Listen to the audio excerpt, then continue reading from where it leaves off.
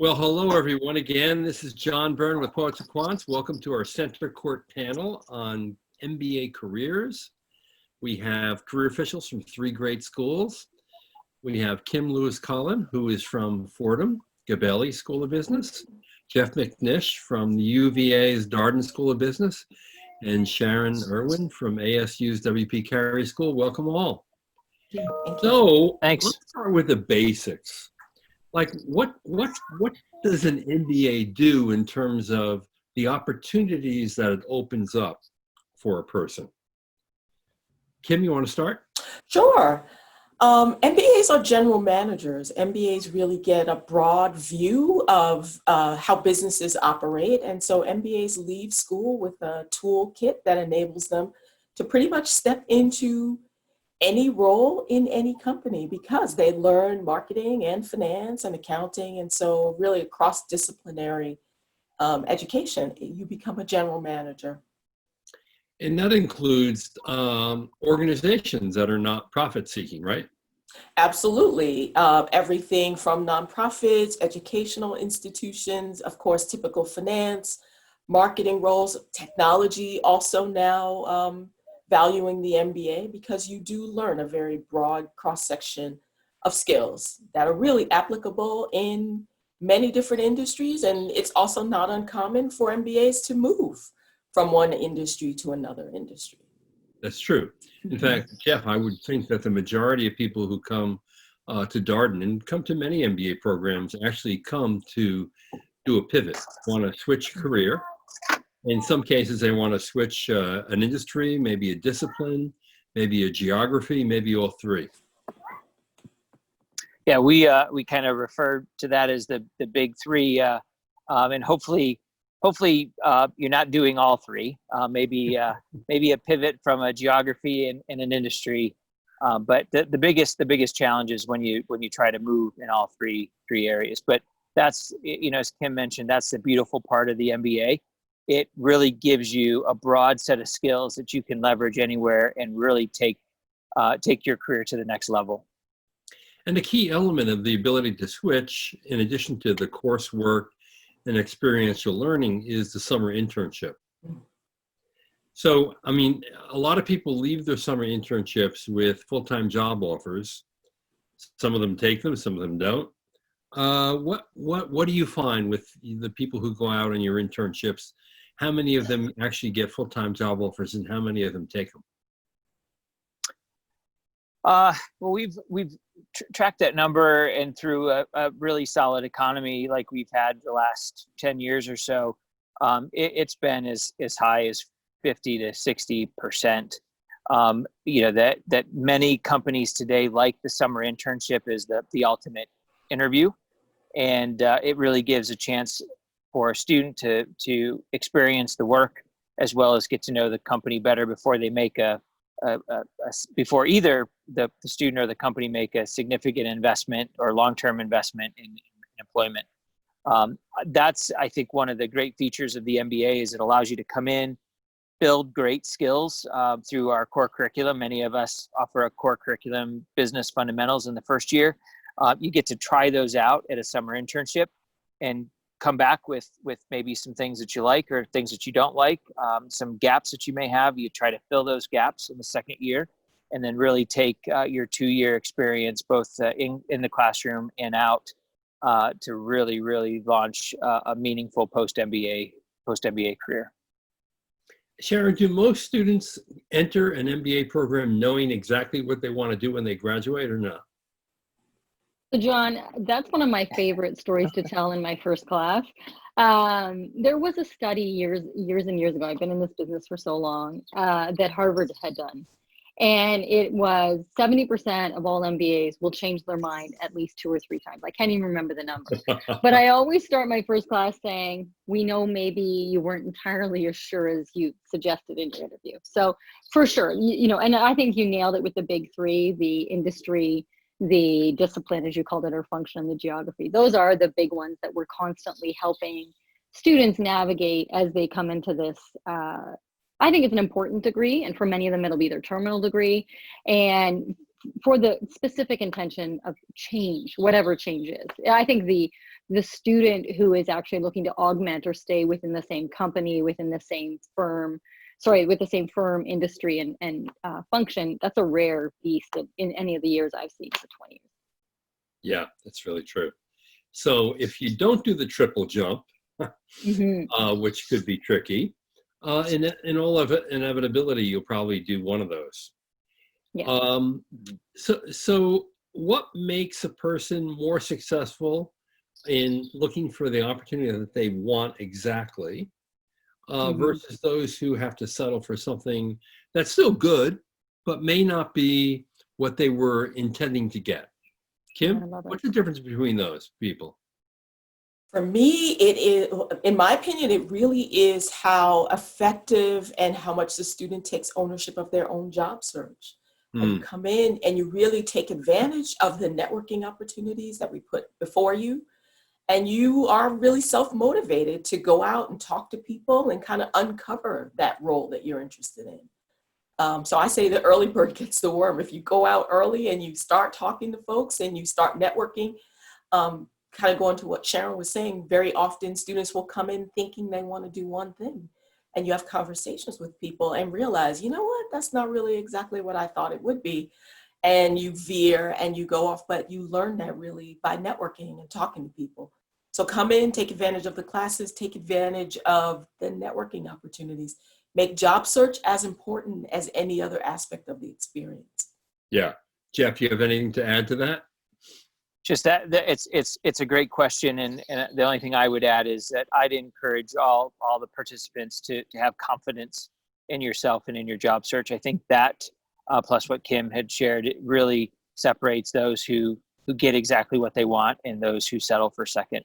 If you go through the application process, you've been selected by schools. The schools have confidence that you're going to be that you'll be a successful student by offering you admission. I think all MBA programs set students up for success. So leverage that confidence that we have in you and the experience we give you, and put that into the job search so that you can get exactly what you want. Yep. Now, Sharon, obviously this is an unusual market, given the recession and the pandemic. So graduating classes this year, although I think in most cases, people who accepted an offer before all this happened pretty much had a job waiting for them or have a job waiting for them. It could be a delayed start time. Internships may be a little bit trickier. I know more companies have rescinded their offers on internships or have also shortened their internships. What are you looking at, though? You know, our primary audience here are applicants who will be applying in this next admission cycle. So if you were to take out your crystal ball and look at what you think the job market might be for MBAs in 2 years, what do you think you would see? So I'll say for the internship, I think it is going to be tough. And so if I was an applicant, I'd be really asking the schools the tough questions around how important is this? What support are you giving me? At WP Carey, we have a mandatory internship.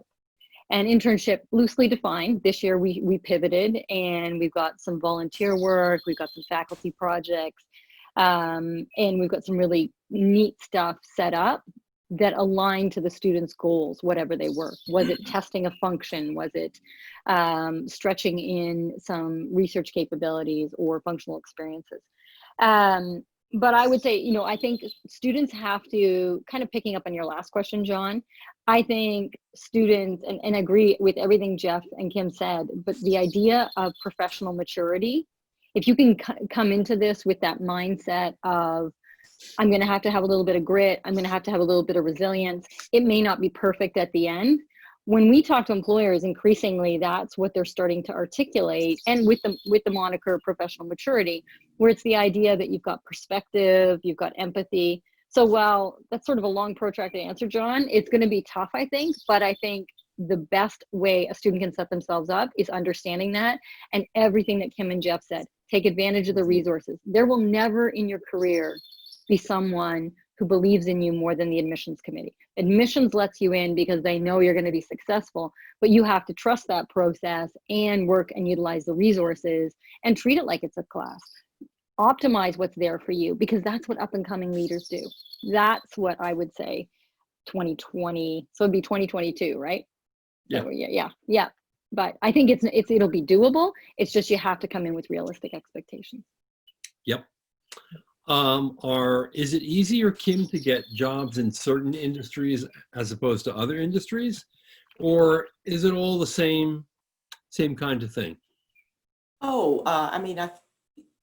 It depends on what's going on in the economy. I mean, if you look at where the growth is right now, we know healthcare, technology, those are growing industries.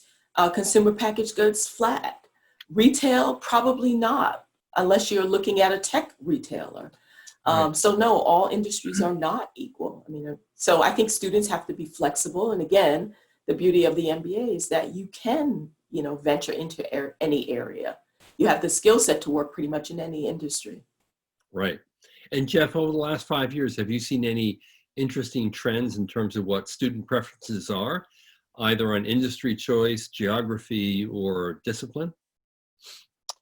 My favorite go-to is the tech sector. That's been fun to really watch because I think it's expanded, and tech is really hard to define. I think that's what makes it interesting to me, because is Amazon a tech company? Are they a retail company? Are they a media and entertainment firm? And really to see how MBAs take the skills that they learn and apply those into a tech company that may be doing more consumer business. So I've definitely seen that in the fintech, the ed tech, those combinations have really been, from an MBA career perspective, really, really fun to watch. But I'm also a traditional guy, and I think that watching the traditional banking, consulting, and consumer packaged goods industry do pretty well over the last, some consumer packaged goods is sort of shrunk a little bit, but consulting and banking have been decent, and it's been really fun to watch students excel in those areas. But I'm also really excited about healthcare. I think healthcare is a complex business and needs complex thinking, and I can't think of a better graduate degree to help that industry solve that problem. And then, given everything with this virus, I think education is another sector that we might start to see MBAs really go out and do some phenomenal things to make sure that sector could use a lot. My wife's a teacher, and I watched her struggle with online learning with elementary school kids, and I think there's an opportunity, right, for an MBA to come in and really shake that up. Yeah, that's true. I think healthcare has the potential to be the next technology area.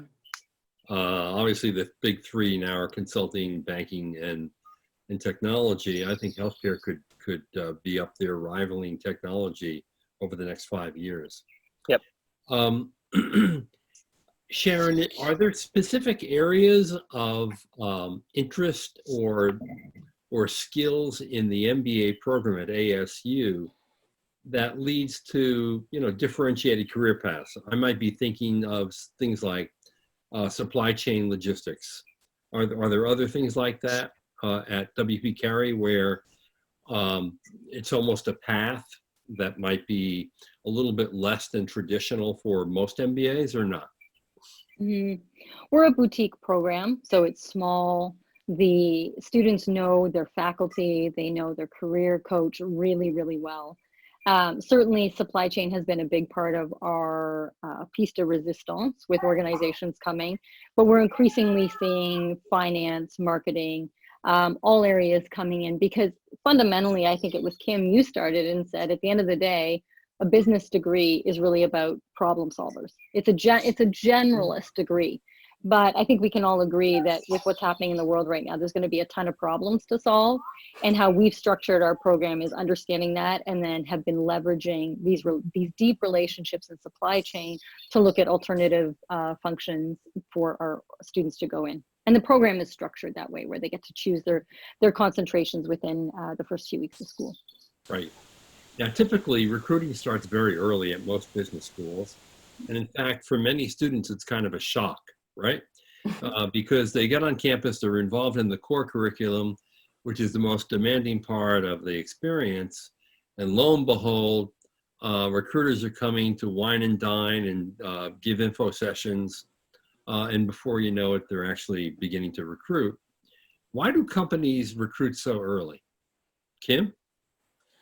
Oh, I've seen it get earlier and earlier from year to year. I think companies are trying to preempt each other in getting their pick of the best candidates. That would be my pick. That would be my guess. Well, that's a flattering thing. I We should all No, I be think so lucky that there should be a race to get to it. But companies are thinking now about what their needs are going to be next year and beginning to map out kind of those needs. So, it really is dependent upon business need. Yeah. Now, Jeff, do you have to bat off some companies with a stick in the beginning of the school year or not? Yeah, we certainly do, and it's a high class problem to have. But I think that as we've mentioned a little bit already, that candidates that get admitted to business school, they're great candidates whether they land a job in August or whether they land one at the last day of the year. It really depends. We're working with students who graduated back in May. I was this way when I was a business school student. I came for the experience, and so I batted the companies away from me and said, look, let me have my experience on grounds.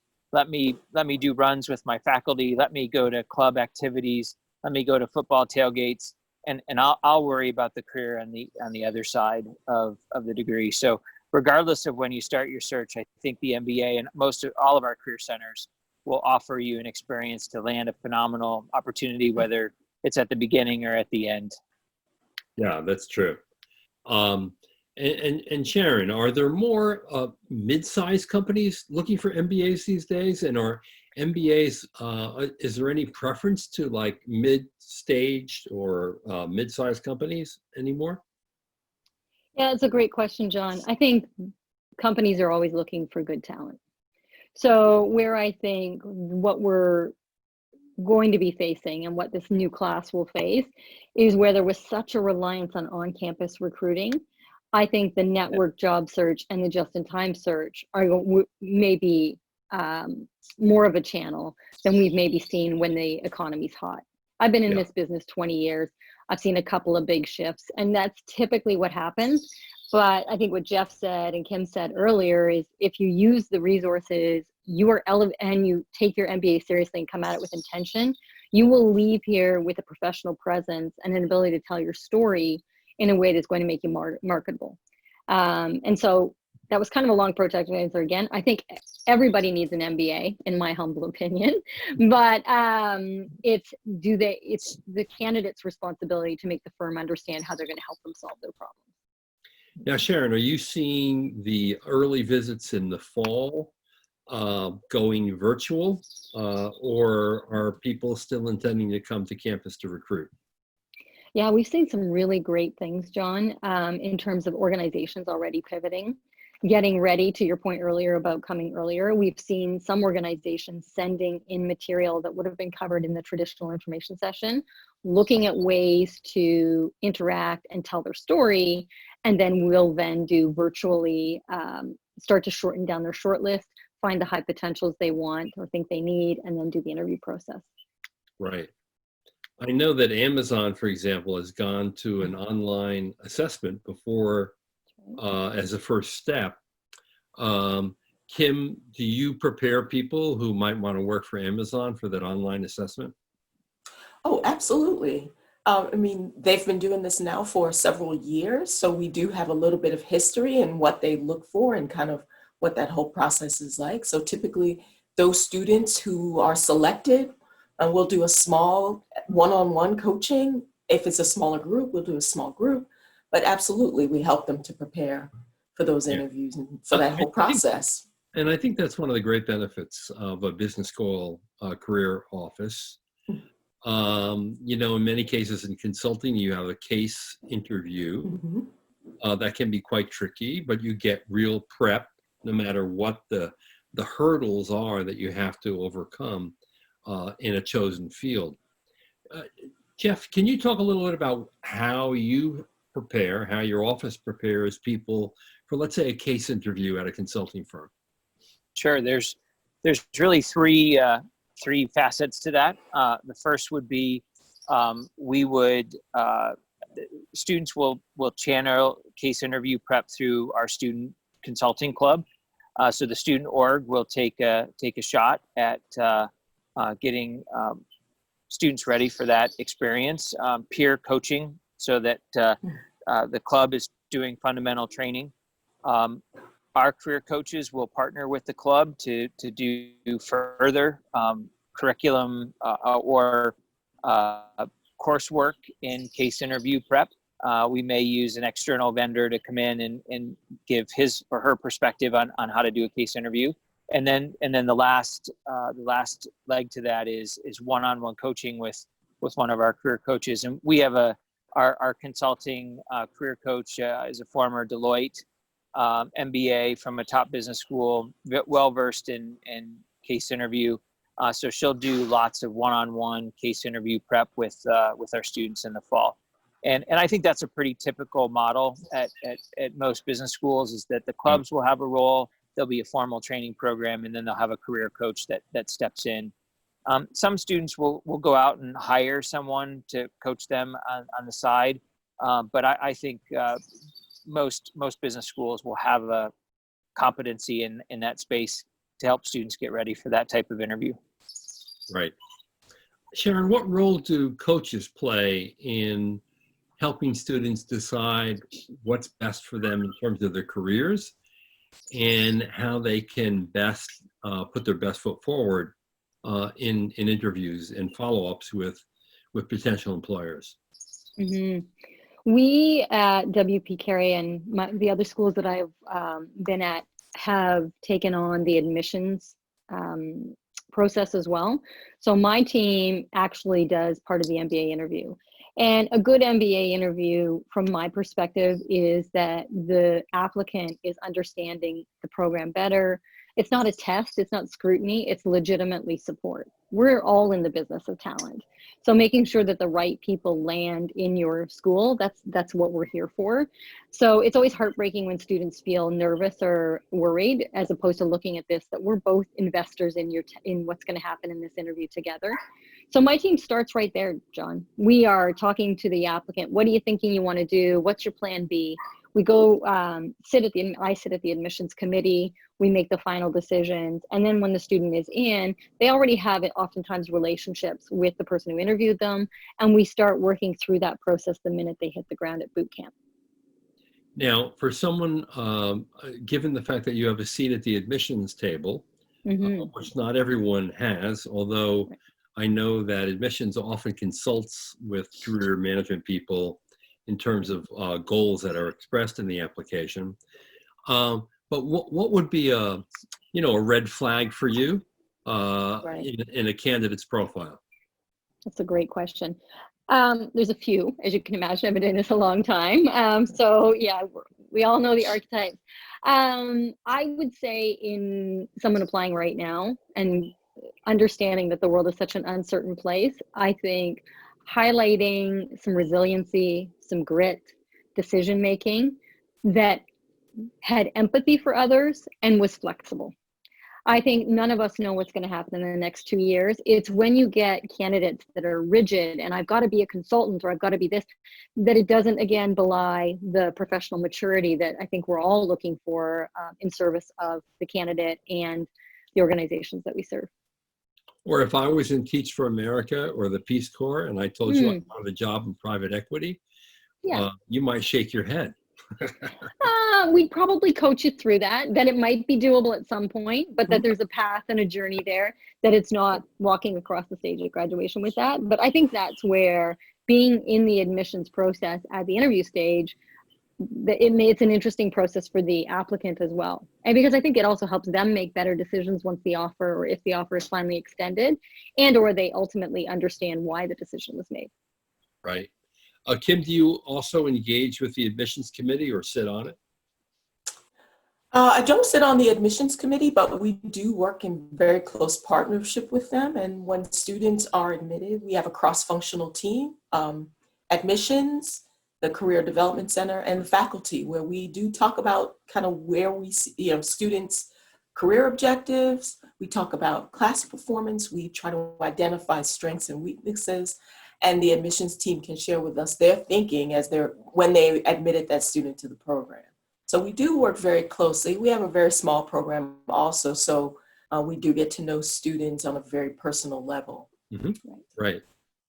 Now, Jeff, I know as a matter of course that admission consultants who help students get into schools that are highly selective often tell them not to put down as a career goal something that might be more difficult to get.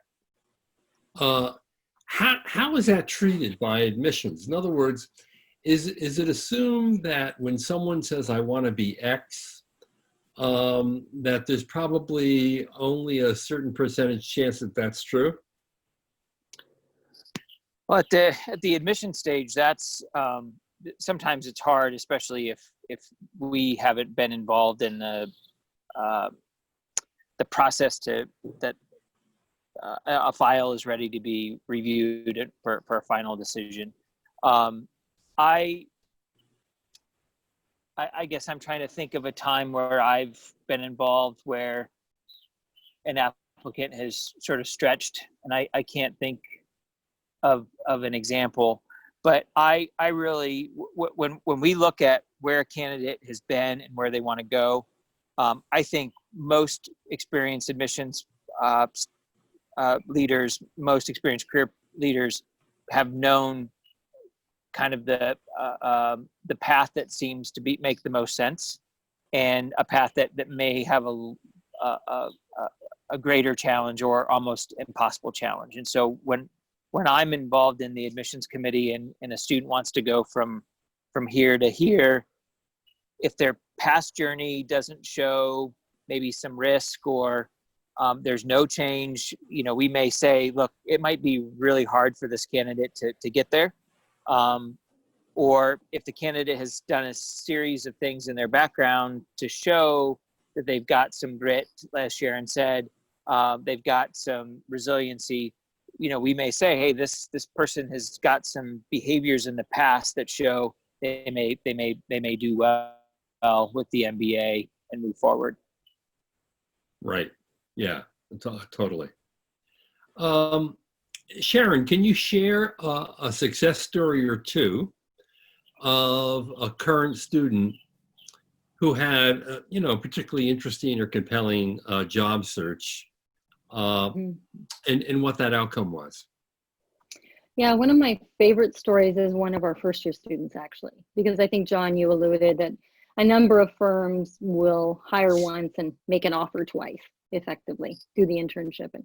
And so this candidate, she was, had always loved finance and managing money, even at like 8 years old. And when the market crashed in 2008, she broke up with the world of finance. She continued to invest her own money and advise her friends how she was going to do that, and became an EMS worker. And so felt that was how she was going to help people in the world, and that was going to be what it was. But through burnout and it's a tough business. Yeah.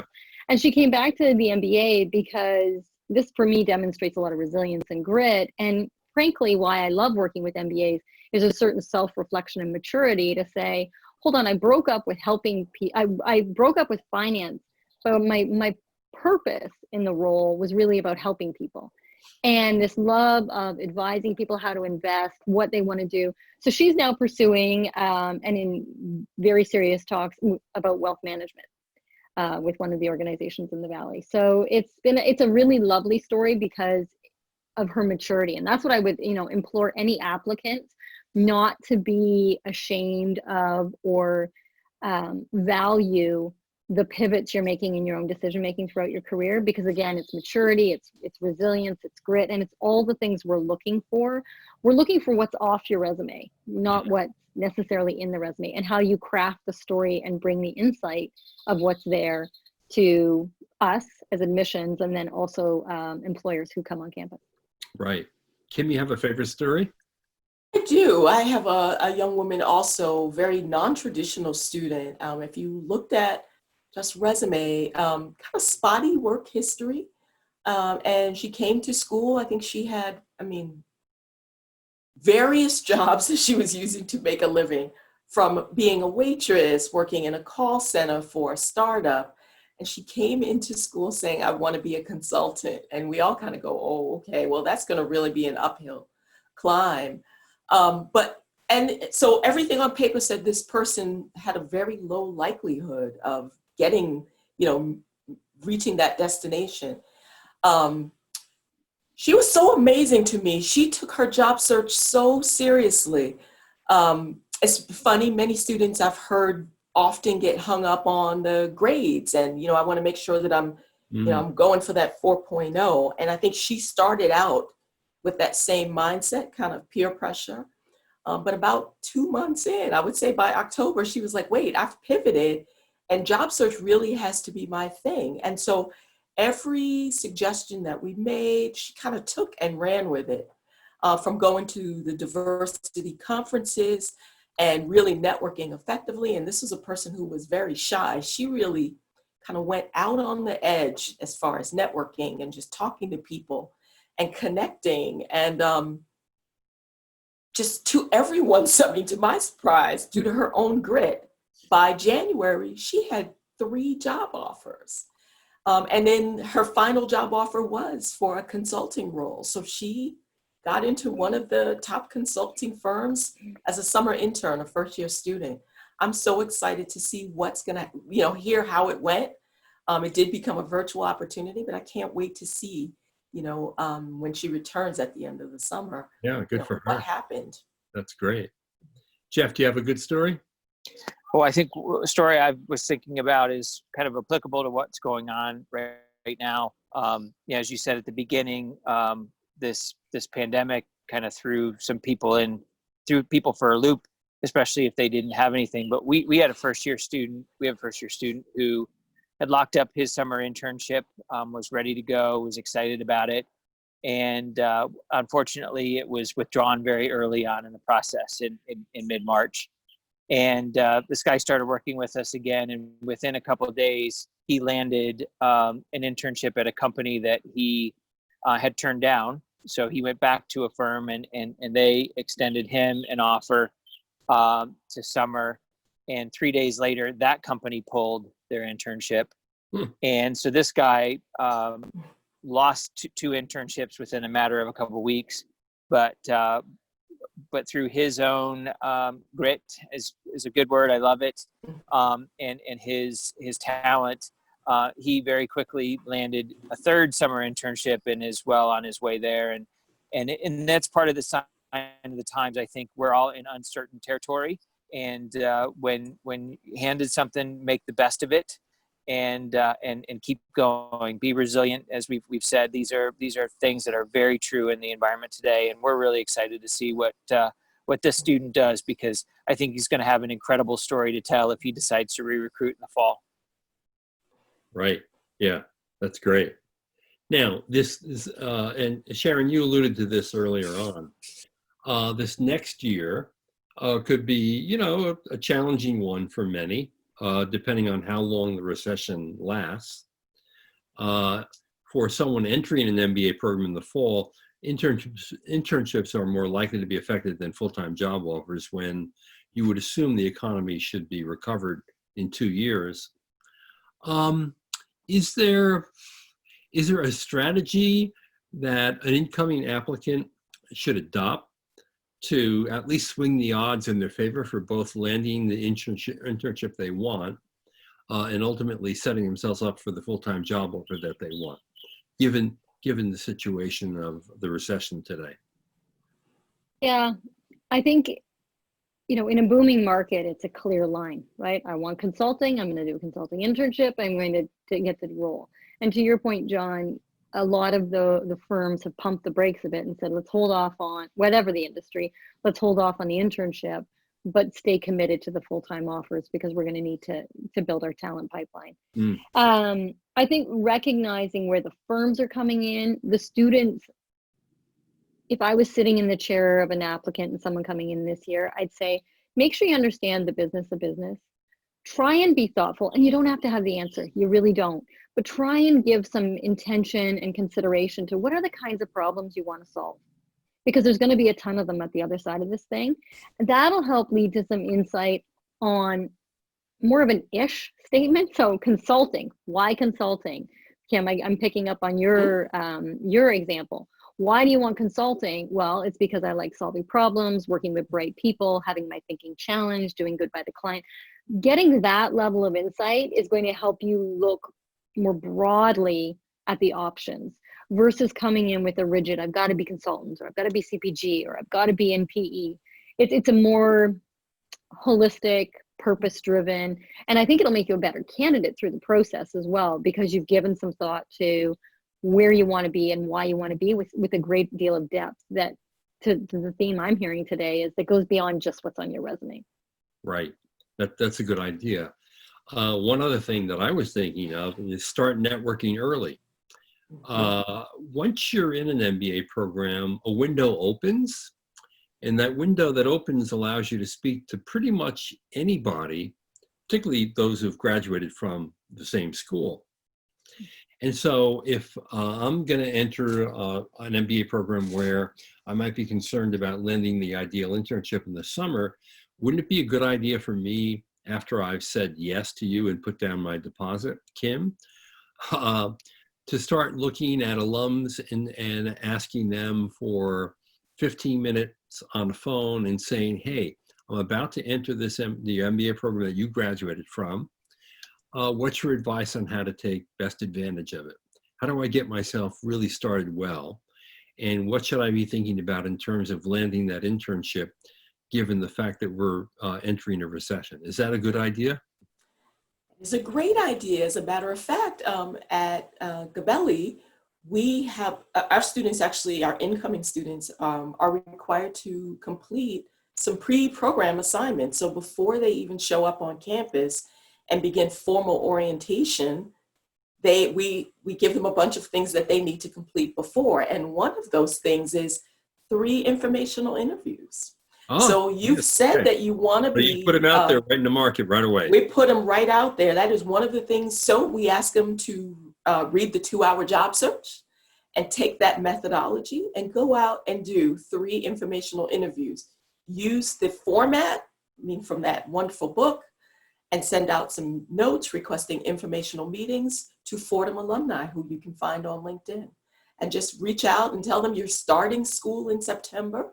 So it's super early, but you would love their insights on the career that you think you want. So yeah, we're throwing them right out there, and they actually were supposed to begin June 1st, so starting yesterday. Right. But yeah, that is a fantastic idea. We do want them. We are urging them to start early. So like I said, we've got so this is their first assignment. One of their first assignments is to do a self-assessment. And then once you've completed that self-assessment and you've read this wonderful book, and you've thought about kind of what your career is, have some conversation, what career you like, have conversations with people who are already working in that industry to better shape your career objectives. Right. Jeff, how quick is your outreach to an admitted student who's laid down a deposit? We're generally, right now is the most common time. We start working with students around the 1st of June, but we're involved in many of our admitted student or deposited student weekend events. So as some students come to deposit weekends to make the decision, some they've already made the decision. So we do some programming there. It's never too early to start thinking about your career. One thing I was going to chime in on Kim's point Even prospective students should be doing some informational interviewing. Think about how impressive you can be in an admissions interview where you are telling the alum or the admissions professional that your career goal is X, and you've met with 4 or 5 people in that profession, and you're starting to fill in the gaps. You're starting to highlight the skills that you have to make you a successful candidate in that profession. So it's never too early to start the networking. But to go back to your question, career centers, we're really focused on the students that are in session, those that have graduated, and then we very quickly pivot to get the incoming students ready, because 21 months seems like a long time, but the time goes by really fast, and the recruiters come on early, as you've indicated, and we want to make sure that we're giving the students the best experience they can have when they get on grounds. Yeah, right. Now, Sharon, ASU, in addition to their full-time MBA program, has, of course, a fairly popular and well-known online MBA. Mhm. Are the career expectations of your students in your online program dramatically different than those of your full-time MBA students? Yeah, they are. The composition of that class tends to be people who are working full-time, having a great time, and trying to skill up for the role they've got and or promotion. Versus our full-time MBA, to your point earlier, is about the pivot around one of those big, 1, 2, or 3 of those big 3. And you think that also defines the utility of those programs? In other words, if you want to do a career switch, you're better off in a full-time MBA program where you get that summer internship and you have a more intense, face-to-face experience. And for the career enhancer, meaning the person who wants to stay in an industry or in the company that they're Right. already in, and apply immediately what they learn in the classroom on the job, an online MBA is a better option. Or should I there don't be no know. steadfast rules like that? Yeah, I think the fast rule always makes me nervous, John. Yeah, I think it is because even not just this year, but even the last couple of years, you don't know what's going to happen. Your company gets merged or bought or closes down. So there's, all the uncertainty. But I do think the applicant needs to think through what's the benefit. And there's a next level of stress when you've got a full-time job and presumably you're mid-career, and then you're trying to do this MBA and do it well. I think those would be the questions the applicant should be asking themselves if they're ready to take on this extra load. There's certainly career support offered, not in as clear a program as we've got in our full-time program, because it's more self-serve and self-directed and when you need it. But even right now, we're looking more closely at that, because at the end of the day, professional presence and an MBA you're doing because you want to elevate your career, right? It's an applied degree. So I think the question is less linear and less black and white than that. yeah. And I suppose it's become even more true as online programs have become more accepted. Exactly. Yeah. You got it. So we're taking questions from our audience. We have a few already. I want to start going into them. Some of them there's some overlap into some of the conversation that we've already had, but nonetheless, they might be a little bit more specific. So let me ask this one from Stephanie. Anyone can take this.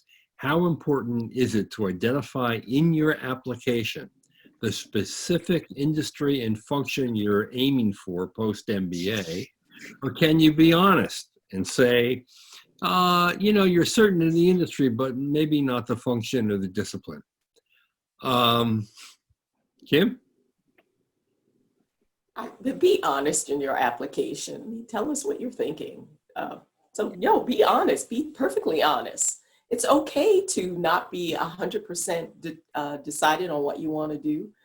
We have lots of 40-year-olds who are not all that decided on what they want to do. I'm not even decided. Hear, hear.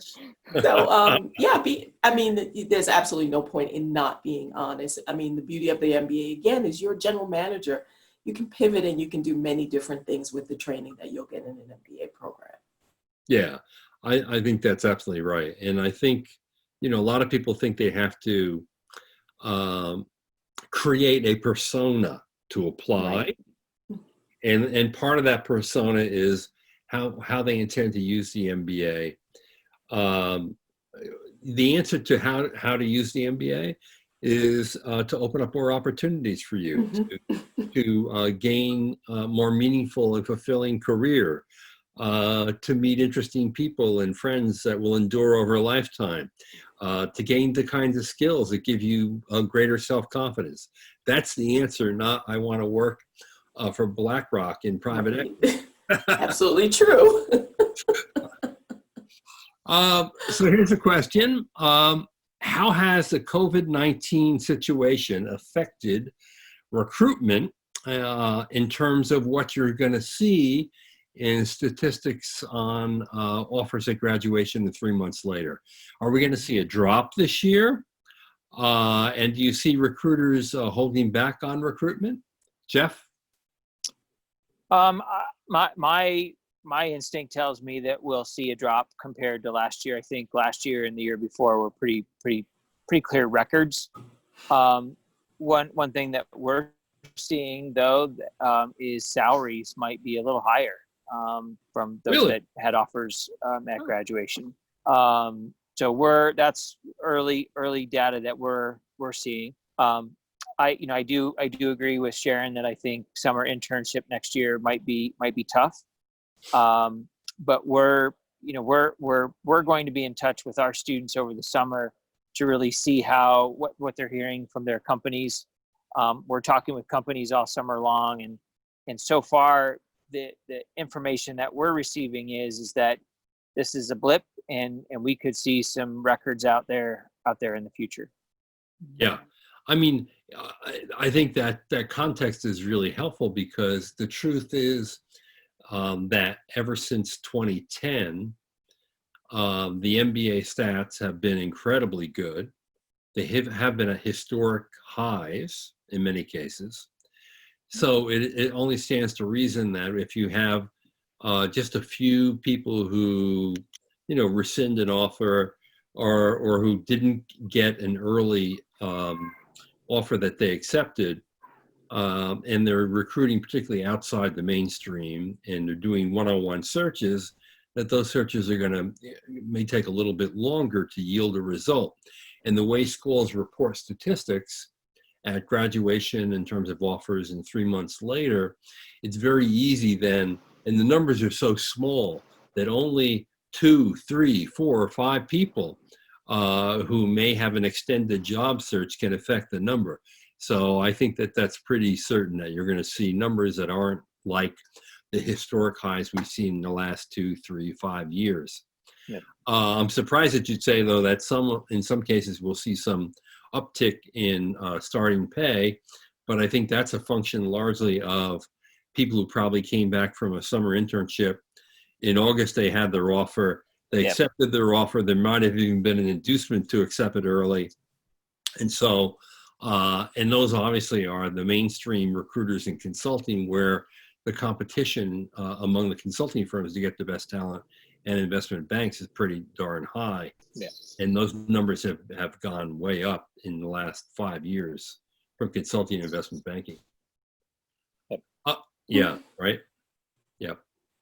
So, Sharon, are you looking forward to this next year, or are you viewing it with some fear and trepidation given the recession? No, John, I don't, I'm excited. It's a new challenge. It's, we're in the business of talent. So watching someone push through their fears, their anxieties, watching them learn through the process, at the risk of sounding like a total nerd, that's what I love. And I think this year is certainly going to deliver that. And, it's a privileged place we sit in, right? Students trust us. We admitted them, and I don't want to lose that point. If you get admitted into a program, you can get out the other end, because we're very careful about working through this. And you have to trust the process and trust the support you have. But it's your role as an applicant and your role as a candidate to make sure that you optimize that and believe. Yeah, John, I would say that this upcoming year, and even the folks that are on the meeting, now is the time to really trust the Career Center. Most of us have people who've been through at least one, if not multiple, most of us may have gone into business school, and we graduated coming out of one of the past recessions, and now is the time to my message to our incoming class and any classes after that is now is the time to stay closer to us than ever, because we've got the insights and we can help you navigate the process. Yeah, I just want to chime in also. I mean, I'm an optimist, and I mean, Sharon said it at the beginning. Companies are always looking for talented people. Companies need talent. So, I mean, who knows where we'll be next year at this time? I got to believe COVID will be behind us. And companies want to signal to the market that they're poised for growth. And so they'll need great talent in order to achieve that. I'll also add that, part of the secret sauce of a graduate education in business is that career management, career development is a whole different animal from what you might have experienced when you went undergrad, particularly if you went undergrad and you didn't major in business. Business schools have made the single biggest investment in making sure that you have a successful launch out of their programs.